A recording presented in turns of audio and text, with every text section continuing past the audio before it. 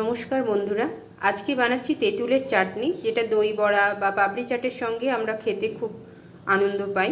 তার জন্য আমি এখানে 1 চামচ গোটা ধনে নিয়েছি, 1 চামচ গোটা মৌরি, 1 চামচ গোটা জিরে, আর তার সঙ্গে 2টি শুকনো লঙ্কা দিয়ে এই শুকনো খোলার মধ্যে ভেজে নিয়েছি। এবার এটাকে আমি গুঁড়ো করে নেব।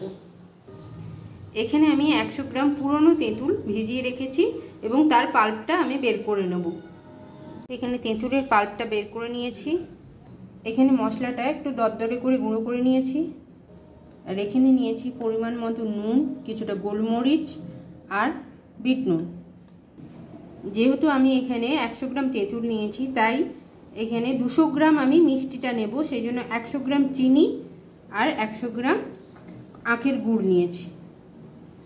এবার কড়াই সরষের তেল গরম করে নিয়েছি, তাতে কিছুটা গোটা জিরে ফোড়ন দিয়েছি, দিয়ে তেঁতুলের পাল্পটা আমরা ঢেলে দিচ্ছি। তেঁতুলের পাল্পটা ভালো করে ফুটে উঠেছে। এবার এর মধ্যে আমরা গুড় আর চিনি দুটোই দিয়ে দিচ্ছি। গুড়টা চিনিটা ভালো করে গুলে গেছে। এবারে আমি বিট নুন আর নুন যে একসঙ্গে রেখেছিলাম সেটা মিশিয়ে দিলাম। এখনো বেশ কিছুটা সময় ধরে এটাকে ফুটিয়ে নিতে হবে, যাতে একটু ঠিক ভাব আসে এটার মধ্যে।